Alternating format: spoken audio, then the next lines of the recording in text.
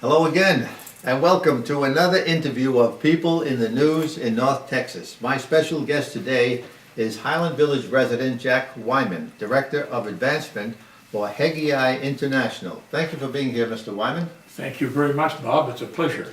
I appreciate the invitation. Please tell our viewers something about your education and background.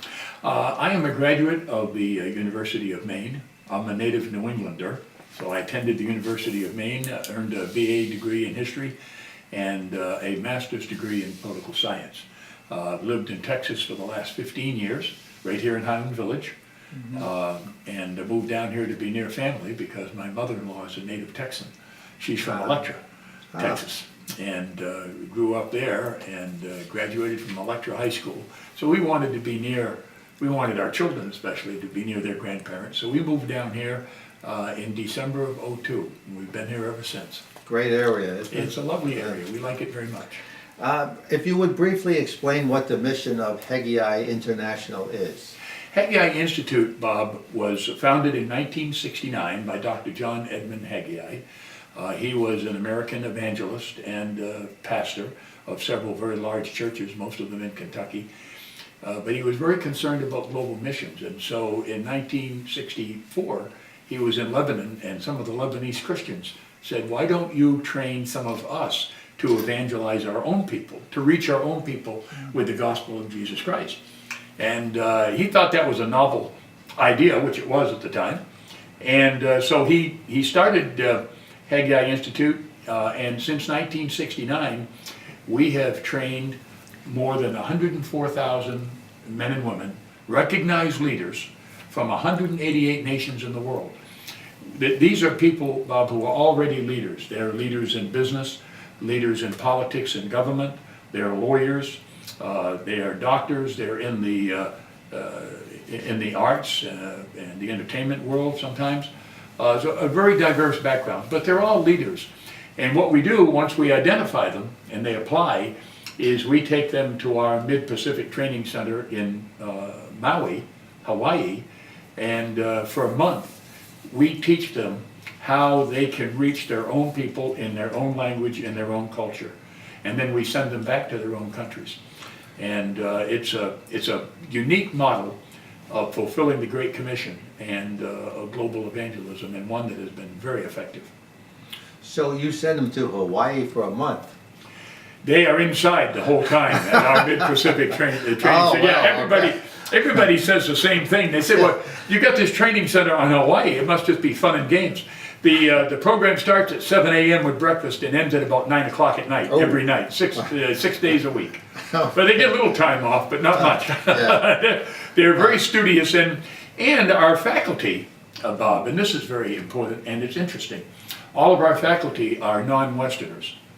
So even though the teaching and preparation and the equipping for these leaders is all done in the English language, and they have to be conversant and fluent in English, both in writing and in speaking, the faculty members are all from other countries. There are no American faculty. So it has a very non-Western flavor, which is what we wanted. And that was what was intended? That's what was intended, because we believe at a time, Bob, when Western missionaries from this country, are finding it increasingly difficult to get extended visas, to go to some of these places that have never heard about the love of Jesus Christ.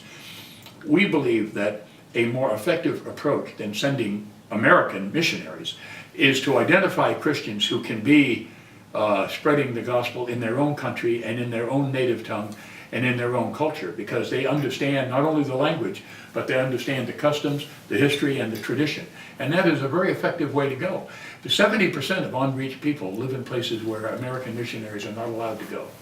But our leaders can go there because they are natives of many of these places. What about the location of the headquarters?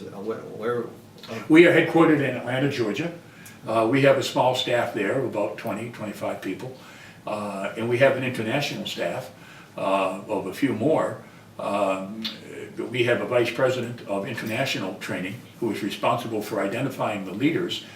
And we also have over 500 alumni associations.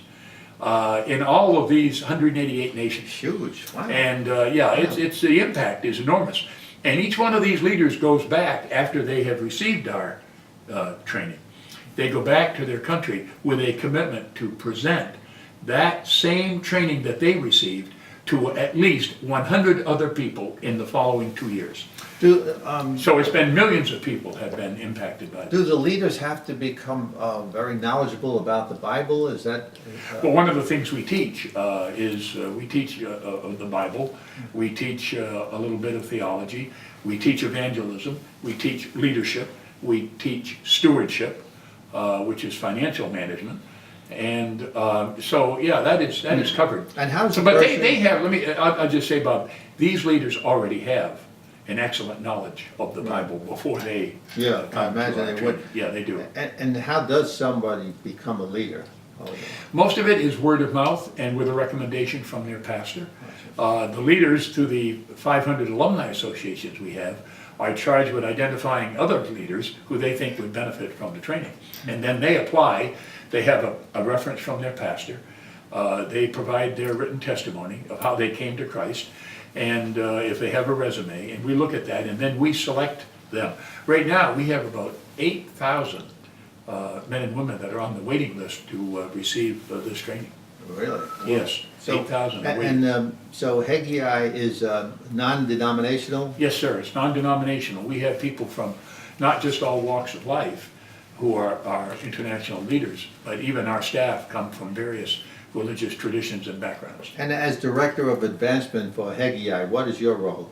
My role is to raise money for the ministry, to identify men and women here in Texas and also in Oklahoma and Arkansas who would be interested in partnering with us financially and supporting this cause so that we can train these other leaders.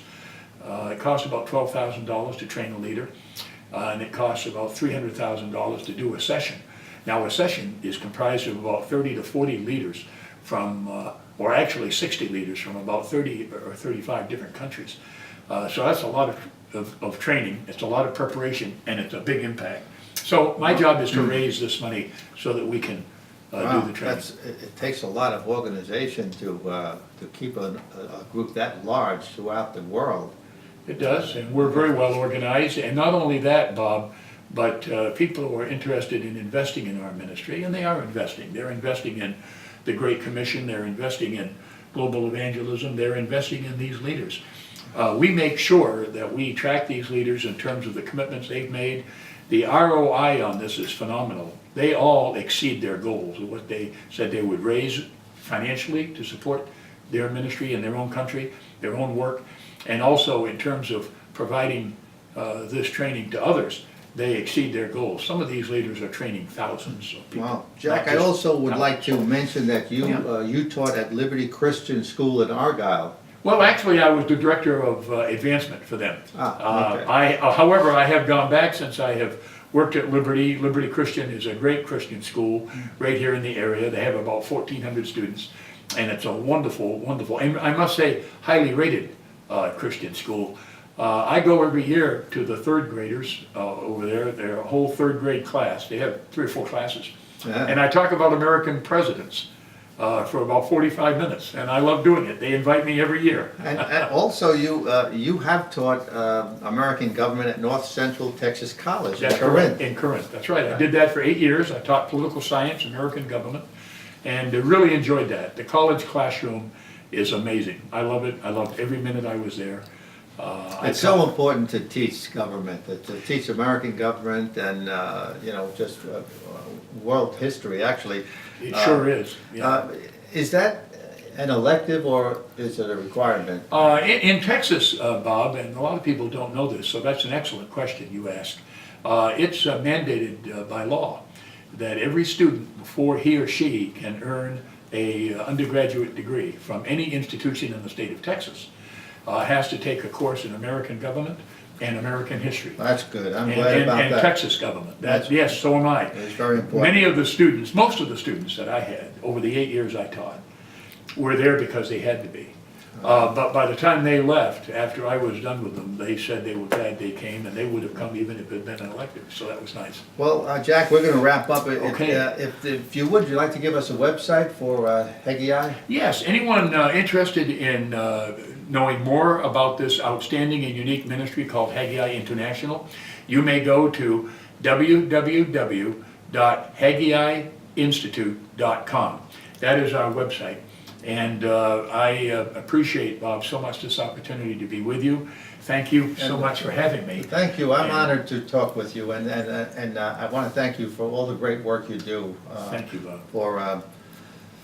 For religion and for a foundation that we are losing rapidly around this country and around the world. So I really admire what you're doing. Well, And, that's mutual. Appreciate everything you're doing, too. Thank you. And thank you for watching.